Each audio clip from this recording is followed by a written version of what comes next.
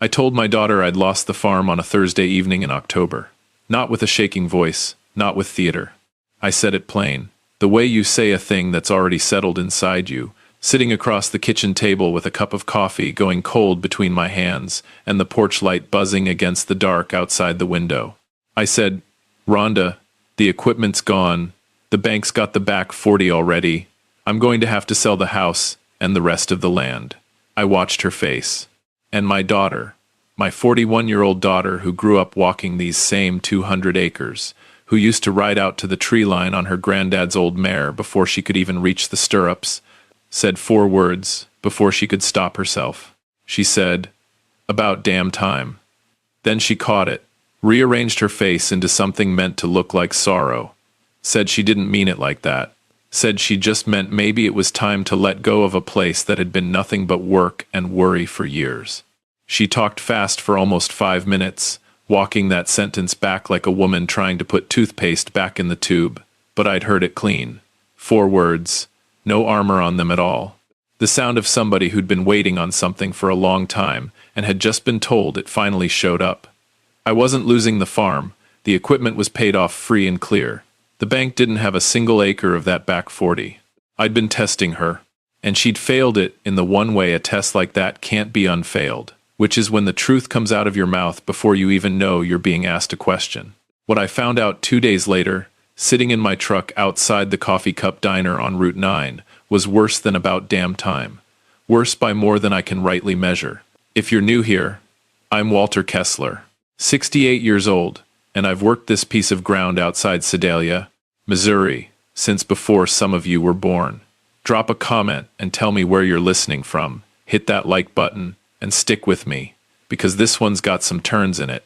I bought this farm in 1979 off a man named Delbert Yancey, who'd worked it for 40 years before his hands gave out.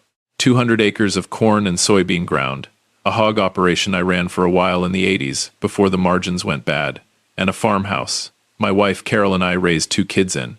Carol passed 6 years back. Ovarian cancer, the kind that doesn't announce itself till it's already got the whole house. 8 months from diagnosis to the funeral. She ran the books for this operation for 31 years, kept every number straighter than I ever could, and when she went, I felt like somebody'd pulled the transmission out of a truck that still had the engine running. I kept farming another 3 years after that, mostly out of stubbornness, and then 2 winters ago I leased out the row crop ground to a younger farmer down the road and sold off most of the equipment. Kept the house, kept 40 acres around it, kept a little money put back that would make some folks blink twice if they saw the number. I'll tell you that number eventually. It matters to where this story goes. Rhonda's my oldest. 41. Lives over in Warrensburg, 35 minutes from here. Works in insurance. Sells the kind of policies that require you to read people quick and figure what they're scared of losing before they know it themselves. She's sharp, and she's got Carol's laugh, which has made it harder than it should have been for me to see her clear these last couple years, because every time she laughed like her mother, I wanted to believe whatever came out of her mouth right after it. My younger boy, Marcus, is 36. Lives up in Columbia, an hour north, works as a physical therapist at the university hospital, and calls me every single Sunday evening at 7 o'clock sharp, a schedule he set for himself 6 years ago, and hasn't broken once, except the time his wife went into early labor and he called me from the hospital parking lot at 11 at night just to apologize for missing his window. That's the kind of man Marcus is. Apologizing for calling late about his own kid being born tells you near everything you need to know about him. Marcus didn't know a thing about the test. I want to say that plain. Nobody knew but me. Not my lawyer, not my accountant, not my neighbor Hollis Draper, who I've known since grade school and who I did eventually tell, but only after the whole thing was finished and done. I built this thing alone, over about 6 weeks in the late summer, because something had been piling up in me long enough that I needed to know for certain if what I suspected was true before I did anything about it. And what I suspected started small. Rhonda mentioning, easy as anything, that 200 acres was an awful lot of ground for one old man to be sitting on. A question about whether the equipment sale money had gone into an account or just sat in the bank drawing nothing. A comment to Marcus, who mentioned it to me without thinking twice. That Rhonda had called him asking how Dad's finances were really looking these days, just checking in, just making sure everybody understood the situation. Marcus hadn't thought a thing of it. Marcus never thinks a thing of anything Rhonda does, on account of he's always given his sister the kind of benefit of the doubt that younger brothers give older sisters, a generosity she'd been spending, without ever once making a deposit back into it. I thought it was strange. I thought the pattern of little money questions was strange in the particular way. A man who built something out of raw dirt notices patterns before he's even put a name to them. And once I named this one, I couldn't unname it. So I built the test, had my accountant, a good woman named Sheila Prater, who's kept my books 11 years, draw up a single sheet that told a story that wasn't true, a bad year on the row crop lease, an equipment loan that never got paid down like it should have, a savings account drawn thin enough that selling off the last of the land was the only sensible way forward for a man looking at it honestly. That sheet was for me. So when I sat down across from Rhonda, I'd have the numbers straight enough in my own head to be convincing. I called her on a Tuesday, asked if she'd come out Thursday for supper, just the two of us, since Marcus was up in Colombia. She said of course, and she showed up right at 6, which Rhonda always did when she thought something might be happening. We ate.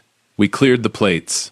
We sat with coffee, the way we'd been sitting with coffee on Thursday evenings, since she was old enough to want it black like her old man. And then I told her, the equipment's gone. The bank's got the back 40. I'm going to have to sell the rest. About damn time. 4 words, no armor, true as anything she's ever said to me. The 5 minutes after it were worse than the words themselves, because I could watch her working, the calculating going on behind her eyes, the effort of folding those 4 words back into something she could manage, the performance of sympathy that came right after. I spent 40 years reading men across a table trying to talk me down on equipment prices, and Rhonda was calculating fast, but not fast enough, and I could read every bit of it plain as a sale bill. We sat another hour after that. She was helpful, she was warm, she said all the things a daughter's supposed to say when her father hands her hard news. Said she'd start looking into what the land might bring. Said not to rush into anything. Said she knew a fellow in commercial real estate over in Sedalia who could give us a straight number if we wanted one. She said us. I told her I appreciated it. Thanked her for coming out. Walked her to her car. Stood on the porch a good while after her taillights disappeared down the gravel. Then I went to bed. I want you sitting with the space between that Thursday night and what happened 2 days later, because that's where this whole thing turned into something I hadn't figured on, even after those 4 words at the supper table. I'd thought the test was finished Thursday. I'd thought all I needed to know was whether Rhonda would say something true in the first half second the news landed on her, whether the mask would slip enough that I'd see what was under it, and it had slipped, and I'd seen it, and I believed that was the whole shape of the thing. I was wrong about the shape. Saturday morning showed me the rest of it. If you're still with me, drop a comment, hit that like button, because what I overheard outside the Coffee Cup Diner on Route 9 is the reason this story doesn't end with 4 words at a supper table. I go into town most Saturday mornings, same as I have for years, park the truck at the Coffee Cup, get coffee and the paper, and sit at the counter and talk to whoever else is fool enough to be up that early. That Saturday I'd parked around back, behind the propane tank, out of habit more than anything, since the front lot floods with pickups by 7:30. I was walking up along the side of the building when I heard Rhonda's voice. She was standing by her car in the side lot, phone up to her ear, back to me, and she hadn't seen my truck parked where it was, because nobody parks back there but the delivery trucks. I stopped. I stood behind the ice machine, and I am not a man who eavesdrops as a rule, but something in her voice stopped my feet before my head caught up to my feet. She said, "Yeah, it's confirmed," he told me Thursday night. "He's selling everything." A pause. I know. Listen, before he calls a realtor, we need to be first in line. 200 acres, 40 of it right around the house, that ground out there, even with the equipment gone, that's easy 450, maybe 500 if somebody wants to build on it. Another pause. He's not going to know the difference. He hasn't sold ground since the Reagan administration. If we come in around 350, present it like a fair offer from somebody who already knows the property, he signs, and we turn around and flip it inside a year for 150, 200,000 clear. I stood behind that ice machine, and I did not move a muscle. She said, "The equipment, money, I'm still working that angle. I need to see what Sheila's actually got on the books, because if the lease payments over the last 2 years went somewhere and he's not saying where, there might be more sitting there than he's letting on. And if there is, I want to be the one he calls when he needs help managing it. Another pause, and her voice dropped lower. But the morning was still, and it carried clean across that lot. Marcus isn't going to be a problem. Marcus trusts me. He always has. I'll handle Marcus, my younger boy, the one who calls every Sunday at 7. The one who apologized for calling from a hospital parking lot about his own child being born. I'll handle Marcus. I stood behind that ice machine with my hand on the cold metal of it, and I felt something in the center of my chest go very quiet. The particular quiet that comes when a thing you suspected turns into a thing with hard edges and a name. The name wasn't a legal word. It was a simpler word. The word was betrayal. Not the kind you see in a movie. The plain, everyday kind, where a person looks at their aging father and sees an opportunity instead of a man, and has been walking toward that opportunity long enough to already have a number in her head and a partner on the other end of a phone call and a plan for how to handle her own brother like he was a line item. I backed away quiet, got in my truck, and sat there a long minute before I even turned the key. When Rhonda came around front and saw my truck was gone from where she expected it, if she noticed at all, she never let on. I drove home. I did not go inside the diner that morning. Sunday, Marcus called right at 7 like always. I almost told him everything right then, but I held off one more day, because I wanted to hear one more thing from Rhonda first. I wanted to see if what I'd heard on that phone call was a one-time slip, or the shape of something she'd already set in motion. Monday morning I called her myself, told her I'd been thinking on what I said Thursday, that I wanted a few weeks before I made any real decisions, wanted to talk to a lawyer. I wanted to talk to Marcus too, before anything got signed anywhere. There was a pause on her end, short, but there, a recalculation happening behind her voice, same as it had at the supper table. "Of course, Dad," she said. "Take all the time you need. No rush at all." After we hung up, I sat at my kitchen table a long while. Then I picked up the phone, but I didn't call a lawyer first. I called Marcus. He picked up on the second ring, surprised to hear from me on a Monday, since Sunday was our day. He heard something in my voice right off. "Dad, what's wrong?" he said. I told him all of it. The test, the supper Thursday, those 4 words, the phone call outside the coffee cup 2 mornings later. I told him the number Rhonda had in her head, and the margin she figured on making, and I told him the last part, the part about him. Marcus went quiet a long time, the particular quiet of a man working through something about a person he'd trusted his whole life without ever once questioning it. "She said she'd handle me," he said finally. "Yes," I said. Another silence. Then, "Dad, how much is actually in the accounts? From the equipment sale, from the lease payments, all of it?" I told him the real number. He went quiet again, and I heard him breathe out slow, a man doing arithmetic in his head and landing on a figure a good deal bigger than what he'd been led to expect by a sister who'd been managing what he knew for longer than either of us had realized. "She told me 8 months ago you were barely scraping by," Marcus said. "Said the equipment didn't sell for what you hoped. Said you were worried about losing the house."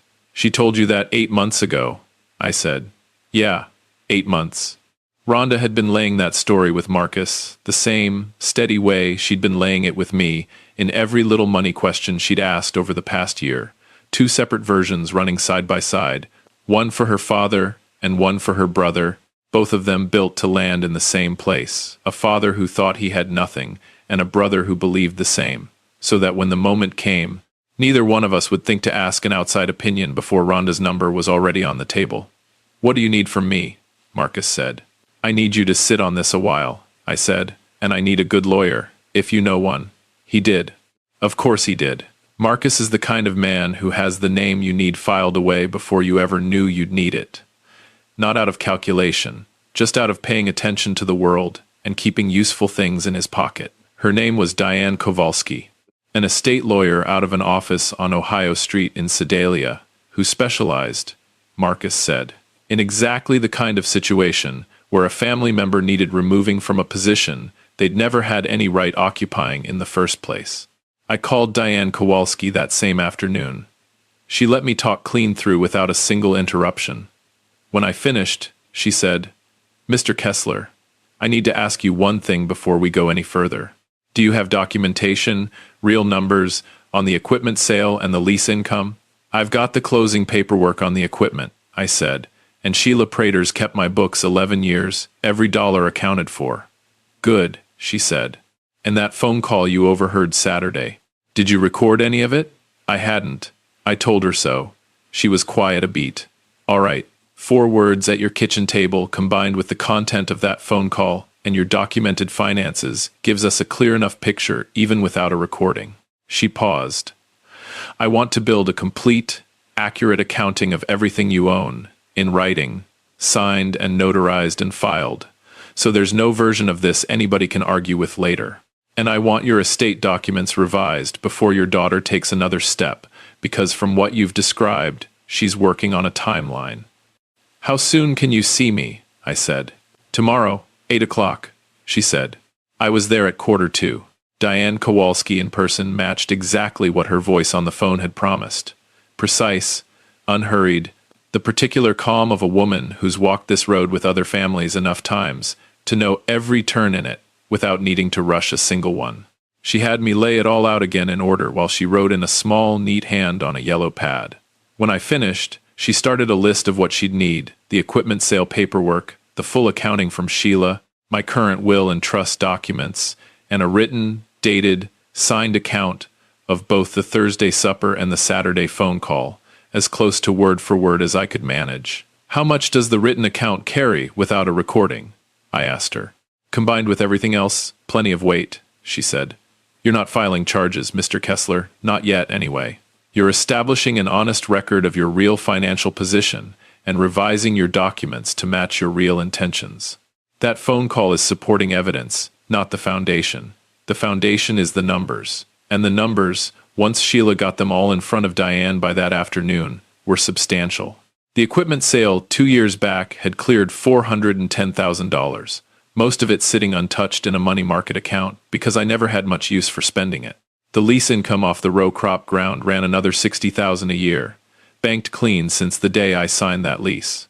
The house and the 40 acres around it, appraised independently that same week at $475,000. Add in retirement accounts and a modest stock portfolio, Carol and I built slow over 3 decades, another $300,000. All told, just over $1.2 million, conservatively figured, belonging to a man his own daughter believed was one bad season from losing the roof over his head and was fixing to offer $350,000 for a piece of property she already knew, by her own words on that phone call, was worth at minimum $450,000. I want you to sit with that gap same as I had to. $100,000 spread, minimum, in Rhonda's favor, on a piece of ground she was positioning to grab by being the first one to show up with a number before her grieving, trusting father thought to ask anybody else what it was really worth. Diane spent the next 4 days revising the documents, and I want to tell you what changed and what didn't, because both halves matter to this story. What didn't change? Marcus's share. He'd been in my will, honest and steady his whole life, and nothing I'd learned that week changed one thing about the truth of my relationship with my younger boy. What changed was Rhonda's position. Not to nothing. I want to be clear on that, because this wasn't built to punish her. It was built to be accurate, and accurate meant reflecting the relationship as it actually stood, rather than the relationship she'd been carefully constructing in my direction for the better part of 2 years. Her share got restructured down to a specific, documented sum, accounting fair and square for money I'd already given her, across her adult life that never got paid back and help she'd never once acknowledged, leaving her something, but not what she'd set out to take. The house and the 40 acres went into a trust, with Diane named independent trustee. Couldn't be sold without her written approval and a fresh independent appraisal inside 60 days of any offer. No family member could serve as buyer or as the buyer's agent on any sale of that property. Full stop. And Diane made sure the language was airtight. Marcus was named co-trustee alongside her. I called him the day it was all signed and told him. He was quiet a moment, then said, "Dad, you didn't have to do all that." "I know," I said. That's exactly why it means something. He laughed, small and real, the laugh of a man hearing a sentence he recognized in a slightly different shape. The revised papers got signed, notarized, and filed on a Friday afternoon, 11 days after that Thursday supper where I told my daughter I was losing everything, and she told me, before she could stop her own mouth, that it was about damn time. Saturday morning I called Rhonda. If you're still watching, drop a comment and tell me what you'd have said in that phone call.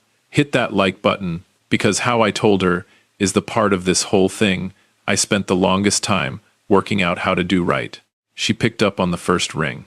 She'd been answering fast all week, which told me she was keeping close watch on her phone in a way she wasn't always careful to hide.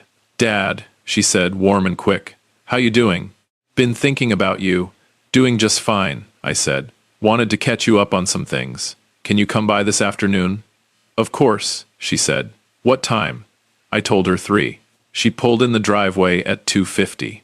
Came in wearing the same practiced warmth she'd had on since Thursday. The easy helpfulness of somebody who believes the situation is moving exactly the direction she's steering it. She sat down at the kitchen table. I poured coffee, set it in front of her, sat down across from her, same as always. And then I said, "Rhonda, before I tell you the rest of it, I want to tell you something true. I love you. That's true, no matter what else I say next. And I want you hearing it first, so everything after gets understood standing on that ground." She looked at me. Something shifted across her face. Small, involuntary. The first flicker of understanding that this wasn't the conversation she'd driven out expecting. "I wasn't losing the farm," I said. "The equipment sale went fine. The lease money's been banking clean 2 years. That house and that ground aren't being sold to anybody you'll ever have a hand in." Silence. "I told you I was going under because I needed to find something out," I said. "And you told me, before you had a chance to manage it." 4 words, Rhonda. 4 words said it all. She put both hands flat on the table. Didn't say a thing. "Saturday morning," I said. I parked behind the propane tank at the coffee cup, same as I do most weeks. "I heard you on that phone call in the side lot." Every word of it carried clean across that gravel. Her face went the particular gray of somebody rapid fire, reconstructing a whole recent stretch of her life, and finding the reconstruction isn't landing anywhere good for her. "Dad," she said, "that ground's worth $450, maybe more. I've got an independent appraisal from this week," I said. "You were going to offer me $350, and call it a fair deal from somebody who already knew the property. I know the number because you said it yourself, standing in that parking lot, while I stood not 30 feet from you and heard every word." She didn't try to deny a single piece of it. I'll give her that. She sat looking at her coffee, and didn't try building some version of events where what I'd just told her wasn't exactly what happened.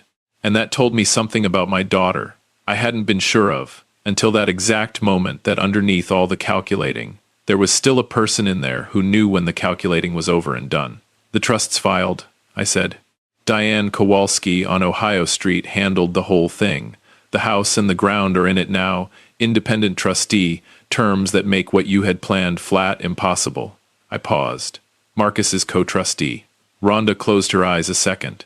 "You told Marcus about the phone call," she said. It wasn't a question. "I told Marcus everything," I said, "including the part where you said you'd handle him." She opened her eyes, looked down at the table a long while. "Rhonda," I said, "I'm going to tell you the same thing I told your brother when he asked what I needed from him.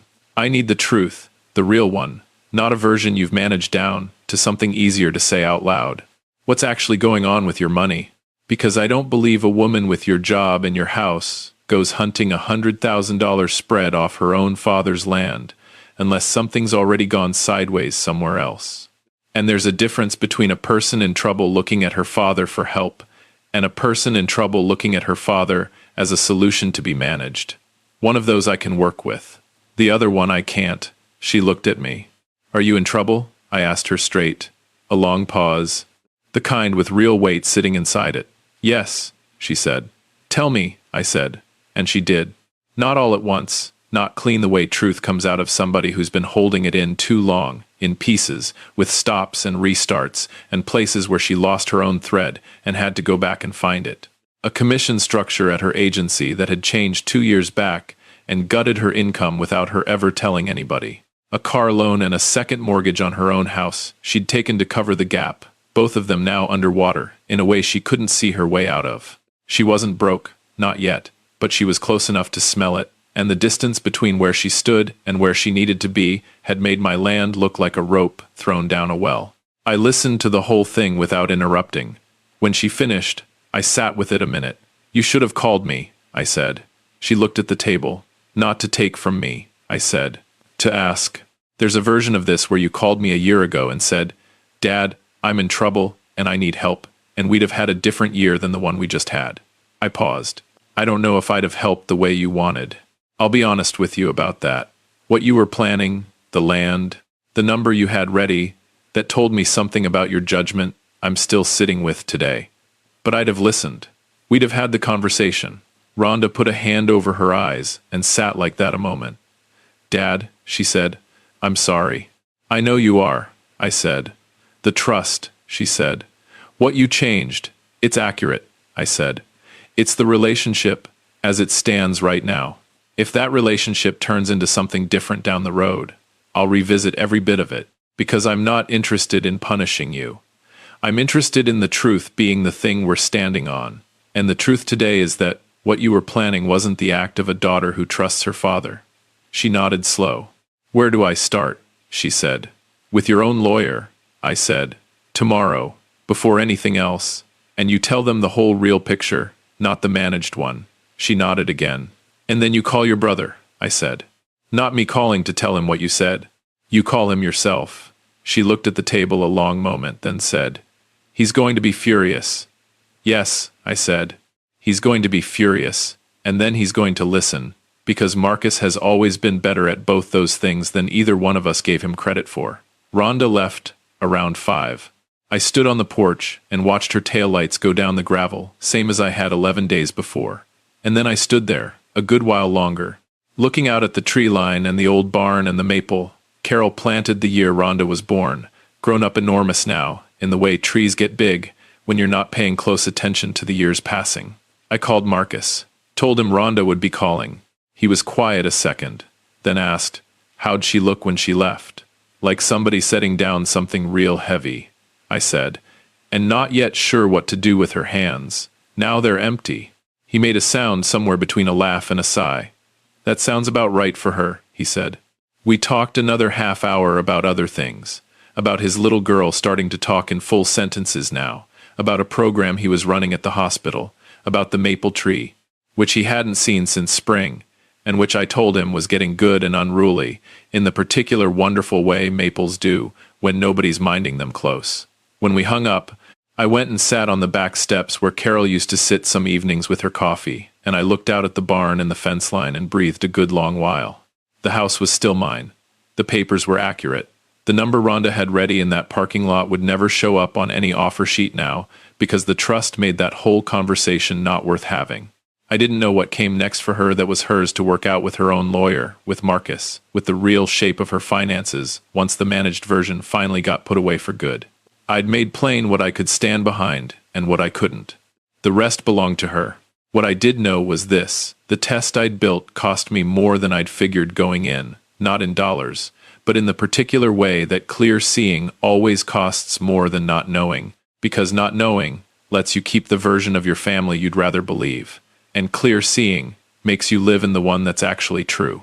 Rhonda had failed the test, and then, sitting at my kitchen table on a Saturday afternoon, she'd done something the test was never built to measure, which was, tell me the truth, when the truth was the only thing left in her to give, without dressing it up or managing it down into something easier to hear. That wasn't nothing. It wasn't forgiveness either, but it wasn't nothing. I went back inside, watered Carol's African violets on the windowsill, same as I do every evening, made myself supper, and sat down at the table to eat it, which I don't always bother doing. And I thought about a woman who ran the books on this farm 31 years with more warmth and more sense than I ever managed on my best day, and who would have seen straight through the small money questions and the careful concern a long time before I ever did. She'd have handled it different than I did. Less scheming, more sitting down and saying the hard thing plain the first week it showed itself. She'd probably have been right too. But she wasn't here, and I handled it the only way I know how to handle things, which is Build something solid, make sure it holds weight, and write down exactly what happened, so nobody can argue with it later. The papers are filed. The ground still stands. That was enough for one Saturday. If this one stayed with you, drop a comment and tell me what moment sat wrong in your chest the most. Hit that like button, subscribe if you haven't already, and I'll see you next time. And if you've ever laid awake wondering what's really sitting underneath somebody who asks a few too many questions about your money, I'll tell you what an old farmer learned outside a diner on a Saturday morning in October. You don't need a recording. You just need somebody to say the wrong 4 words before they remember they're being tested at all. New family story every week. Subscribe and hit that bell so you don't miss the next one.